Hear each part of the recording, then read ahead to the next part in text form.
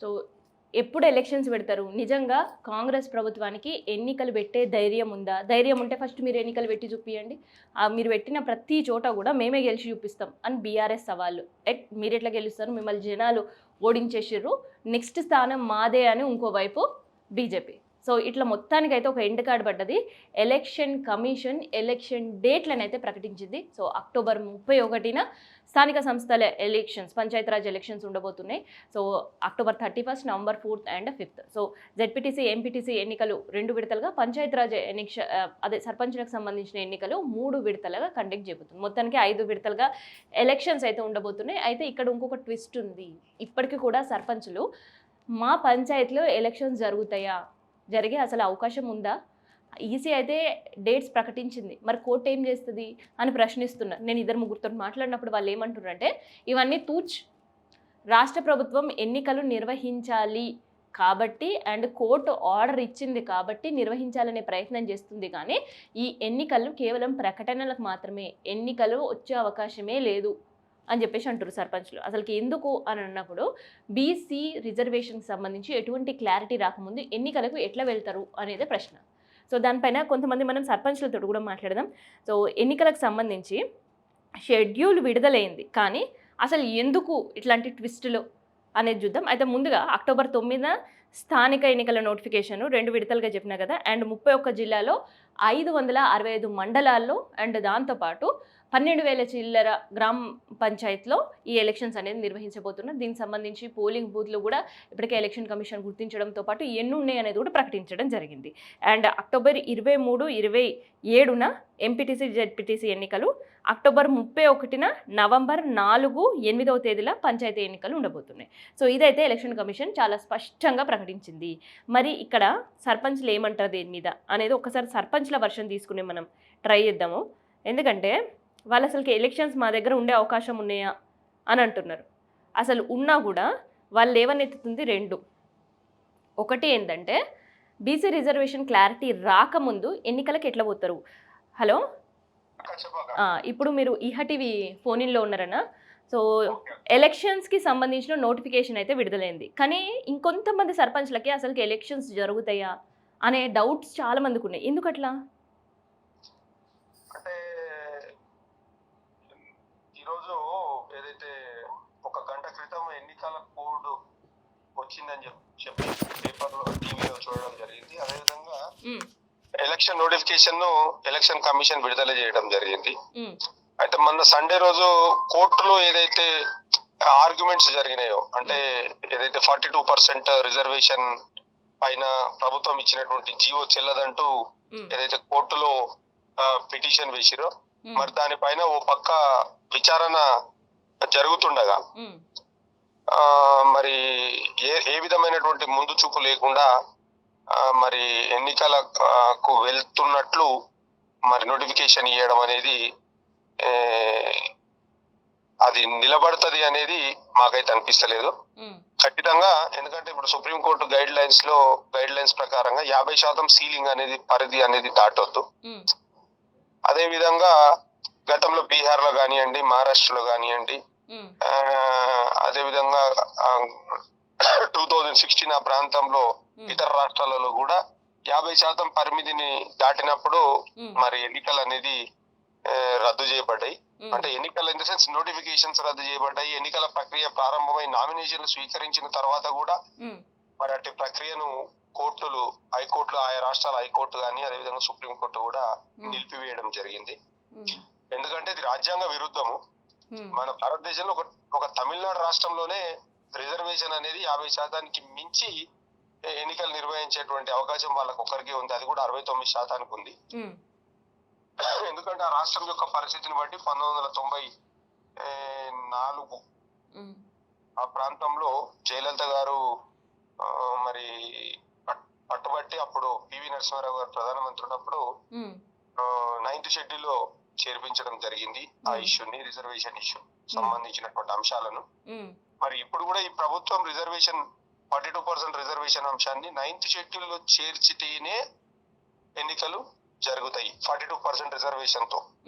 లేదు ఇంకా 42% కాకుండా మరి రెగ్యులర్ గా 50% సీలింగ్ కి లోబడి రిజర్వేషన్స్ ఇస్తూ మిగిలిన ఏదైతే బ్యాలెన్స్ ఉందో అది పార్టీ పరంగా మేము ఇస్తాము అని చెప్పి ఒకవేళ కాంగ్రెస్ పార్టీ ప్రకటిస్తే అప్పుడు ఎన్నికలకు వెళ్తారేమో. మరి అది ఆలోచించాల్సినటువంటి అంశం, అది వాళ్ళ పార్టీకి సంబంధించినటువంటి అంశం.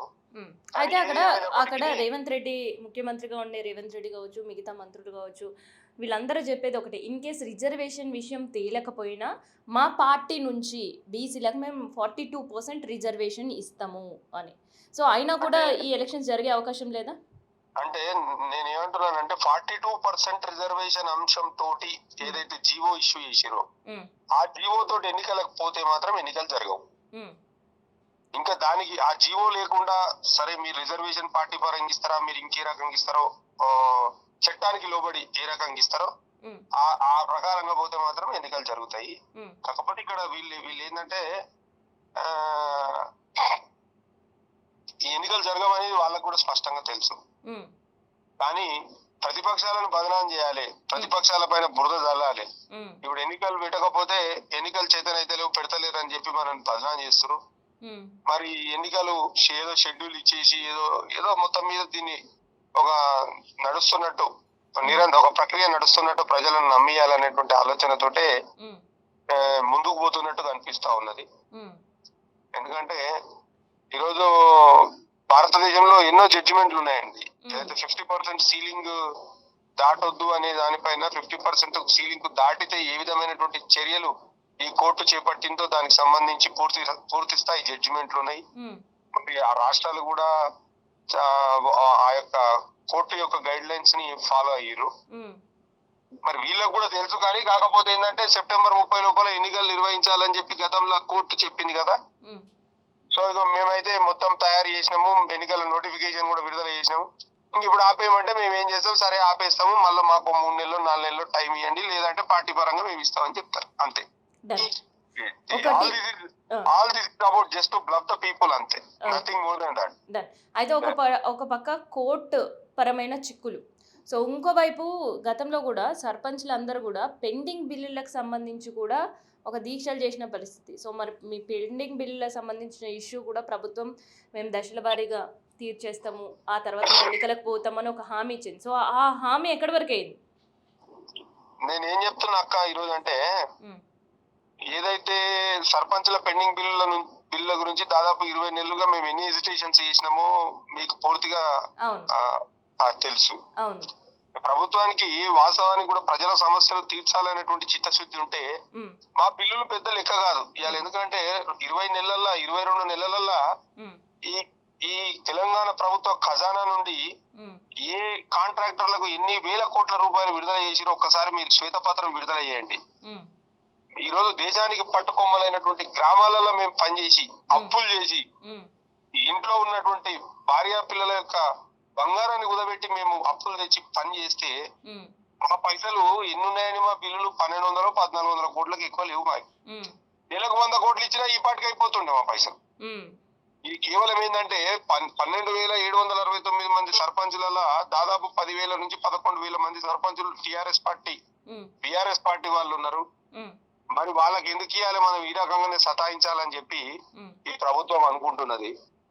నేను ఈ ప్రభుత్వానికి కూడా ఒకటే చెప్పదలుచుకున్నా, మీరేదైతే హామీలు ఇచ్చినారో, మీరేదైతే మాటలు చెప్పినారో ఆ హామీలకు మీరు స్టాండ్ తీసుకొని వాళ్లకు ప్రజలకు హామీలు నెరవేర్చే పని చేయాలి. మీరు అధికారం దక్కించుకోనికే ఎన్నో హామీలు ఇచ్చినారు, మరి ఏ హామీలు కూడా అమలు అయితే లేవు. దాదాపుగా 2 సంవత్సరాల విలువైనటువంటి సమయాన్ని వృధా చేసి కనీసం ఈ 3 సంవత్సరాలలోనైనా మీ విలువైనటువంటి ఏదైతే హామీలు ఇచ్చినారో హామీలను నెరవేర్చే ప్రయత్నం చేయాలి. మీ గ్రామం ఎట్లుంది? మీ గ్రామంలో పరిస్థితి ఎట్లా ఉంది ఇప్పుడు? గ్రామాల పరిస్థితి కూడా ఇప్పుడు మేము చెప్పుకుంటే బాగుండదు మేడం. నేను ఏమంటున్నానంటే దయనీయంగా ఉన్నది. ఎందుకంటే ఇలా పండుగ పూట దసరా పండుగ అనేది చాలా పెద్ద పండుగ తెలంగాణ ప్రజలకు. బతుకమ్మ పండుగ అక్క చెల్లెళ్లకు ఆడపడుచులకు చాలా పెద్ద పండుగ. ఎక్కడ చూసినా దుర్భేద్యమైనటువంటి పరిస్థితి గ్రామంలో. పారిశుద్ధ్య నిర్వహణ లేదు, ఎక్కడ కూడా ఒక విద్యుత్ దీపాల సిస్టమ్ అనేది కరెక్ట్ గా లేదు, వీధులు లేవు, మోరీల నిర్వహణ లేదు. మంచినీళ్లు లేవు. ఈ రోజు గ్రామాలలో పండుగ పూట ఇండ్లు శుభ్రం చేసుకోనికి కూడా నీళ్లు లేనటువంటి పరిస్థితి ఉండదు. అంటే ఎక్కడ చూసినా అగమ్య గోచరమైనటువంటి పరిస్థితి ఉన్నది. బ్లీచింగ్ పౌడర్ చల్లేటోడు లేడు, కనీసం ఊకేటోడు లేడు. ట్రాక్టర్ల డీజిల్ లేక చెత్త ట్రాక్టర్ కూడా తిరుగుతలేదు ఊళ్ళో. అట్లాంటి పరిస్థితిలో ఉంది. ఇప్పుడు మేము తెలంగాణలో 2019, 2014లో మేము కష్టపడితే 60% అవార్డులు వచ్చినాయి తెలంగాణలో. తెలంగాణ జాతీయ స్థాయిలో పంచాయతీరాజ్ వ్యవస్థలో. ఇలా ఉల్టగిన అవార్డులు ప్రకటిస్తే భారతదేశం ఫస్ట్ అవార్డు మనకే వస్తాయి. అంటే అత్యంత దరిద్రంగా ఈ రాష్ట్రం ఉంది పారిశుద్ధ్య నిర్వహణలో గాని, గ్రామీణ వ్యవస్థ గాని అని ఏదన్నా డిసెండింగ్ ఆర్డర్ అంటే మనకి ఏమంటారు అది దరిద్రంగా ఏ రాష్ట్రం ఫస్ట్ వస్తుంది అంటే మన తెలంగాణనే వస్తుంది. అంత దయనీయంగా మారిపోయింది. మరి ఇట్లాంటి పరిస్థితుల్లో ఎలక్షన్స్ ప్రకటించడం, ఎలక్షన్ కమిషన్ డేట్లు ప్రకటించడం, పోలింగ్ బూత్లు ప్రకటించడం, ఎప్పటి నుంచి నోటిఫికేషన్స్ అనేది ప్రకటించడం, ఇవన్నీ కూడా ఏంది అసలు? ఏం లేదక్క, ఇప్పుడు ఎట్లుందంటే పరిస్థితి డైవర్షన్ పాలిటిక్స్ లో ఇది ఒక భాగము అంతే. ఎందుకంటే దసరా పండుగకు ఎంత పెద్ద ఉద్యోగస్తుడైనా, ఎంత పెద్ద ప్రజాప్రతినిధి అయినా, అధికారి అయినా సొంత గ్రామాలకు వెళ్తారు ఖచ్చితంగా. అవును, సొంత గ్రామాలకు వెళ్ళినప్పుడు ఏంటంటే అక్కడ ఒక చర్చ అనేది మొదలవుతుంది. ప్రభుత్వం ఏం చేస్తుంది, ప్రభుత్వం ఏం చేసింది, 20 నెలలు ఏం చేసింది, హామీలు ఏమి ఇచ్చింది, ఈ ప్రభుత్వంలో ఏ రకమైనటువంటి పరిపాలన కొనసాగుతుంది అనేది ఒక చర్చ జరుగుతుంది. ఆ చర్చ జరగొద్దు, మరి వీళ్ళంతా దసరా పండుగ ఊర్లో కూర్చున్నప్పుడు ఈ ప్రభుత్వాన్ని తిట్టొద్దు, ఈ ప్రభుత్వం పైన పూర్తి స్థాయిలో గ్రామీణ స్థాయిలో వ్యతిరేకత అనేది బలపడుతుంది అనే ఉద్దేశంతో ఇది ఒక నాటకానికి తెరలేపిరు. ఎందుకంటే వాళ్ళకి నిజంగానే చిత్తశుద్ధి ఉంటే 9th షెడ్యూల్ లో చేర్పించిన తర్వాతనే ఈ బీసీలకు 42% సాధ్యమవుతుంది. ఎందుకంటే 9th షెడ్యూల్ లో చేర్చడం సాధ్యం కాదు, అది వాళ్ళకు కూడా తెలుసు. సో ఇప్పుడు అంతా కేవలం ప్రచారానికి మాత్రమేనా ఈ ఎన్నికల ప్రణాళికలు కావచ్చు, డేట్స్ కావచ్చు, దసరా పండుగ నుంచి తప్పించుకోవడానికి అంతే. అంతేనా? Done done. థ్యాంక్ యూ అండి. Thank you madam. సో ఇదనమాట సర్పంచ్ల గలం. సో ఈ ఒక్క వాయిస్ నేను ఎందుకు వినిపించినా ఒకసారి షెడ్యూల్ వచ్చిన తర్వాత చాలామంది సర్పంచ్లతో నేను మాట్లాడినా. వికారాబాద్ సర్పంచ్ కావచ్చు, గిడ మోయినాబాద్ దగ్గర ఉండే సర్పంచ్ కావచ్చు, యాదాద్రి దగ్గర ఉండే సర్పంచ్, వీళ్ళు ఎవరితో మాట్లాడినా వాళ్ళు చెప్పే మాట ఒకటే, ఇది కేవలం ఎలక్షన్ డేట్లు ప్రకటించుకోవడానికి తప్ప ఎలక్షన్ నిర్వహించడానికి కాదు. దానికి 2 రీజన్స్ ఉన్నాయి. ఒకటి, ఫస్ట్ ఆఫ్ ఆల్ మా పెండింగ్ బిల్స్ ఇవ్వకుండా వీళ్ళు ఎలక్షన్లకు పోతారనే క్లారిటీ మాకుంది. సో మమ్మల్ని నిలువెల్లా ముంచిండ్రు. ప్రభుత్వం కనుక ఇవ్వాలి అనుకుంటే 1400 కోట్లు పెద్ద కాదు, కానీ ఆ 1400 కోట్లు సర్పంచ్లను ముంచిండ్రు, 12,000 మంది సర్పంచ్లను. సో అందుకనే ఆ పెండింగ్ బిల్లులు ఇవ్వకుండానే వీళ్ళకి ఎలక్షన్స్కి పోతారనే క్లారిటీ మాకుంది. కానీ ఇవి ప్రకటించడం మాత్రం ఎన్నికలకు పోవడానికి మాత్రం అస్సలు కాదు. ఎందుకంటే బీసీ రిజర్వేషన్ జీవో జారీ చేసిన తర్వాత ఇష్యూ సుప్రీంకోర్టులో ఉంది. సో తేలక ముందే ఎట్లా ఎన్నికలకు పోతారు? సో కేవలం కాంగ్రెస్ పార్టీ తరఫున మేము 42% రిజర్వేషన్ కల్పిస్తాము, మిగతా పార్టీల సంగతి మీరేంది అని క్వశ్చన్ చేయడం మాత్రం సమంజసం కాదు. ఇన్ కేసు అట్లా వెళ్తే మళ్ళీ ఎవరో ఒకరు కోర్టు మెట్లు ఎక్కుతారు, ఖచ్చితంగా మళ్ళీ ఎన్నికలు అనేవి ప్రక్రియ క్యాన్సిల్ అయ్యే అవకాశం ఉంటుంది. సో ఆ ఇష్యూ బీసీ రిజర్వేషన్ సంబంధించి ఇష్యూ తేలే వరకు ఎన్నికలు జరిగే అవకాశం అయితే ఉండదు. గతంలో జరిగిన ఎన్నికల్లో కూడా ఇదే చేదు అనుభవాలు ఎదుర్కొంటారు. సో ఇప్పుడు కేవలం టార్గెట్ ప్రతిపక్షాల వైపు చేయడానికి మాత్రమే ఎన్నికల డేట్లు ప్రభుత్వం ఈ ఎలక్షన్ కమిషన్ తోటి ప్రకటించింది అనేది అయితే వాదన వినిపిస్తుంది. చూద్దాం మరి నిజంగానే ప్రతిపక్షాల ఇది కేవలం ఆరోపణలు మాత్రమే, లేదంటే ఈ నెక్స్ట్ మంత్ October 8న జడ్జిమెంట్ బీసీ రిజర్వేషన్ పైన ఉంది. మరి కోర్టు దీనిపైన ఎట్లా స్పందిస్తుంది అనేది కూడా చూద్దాం.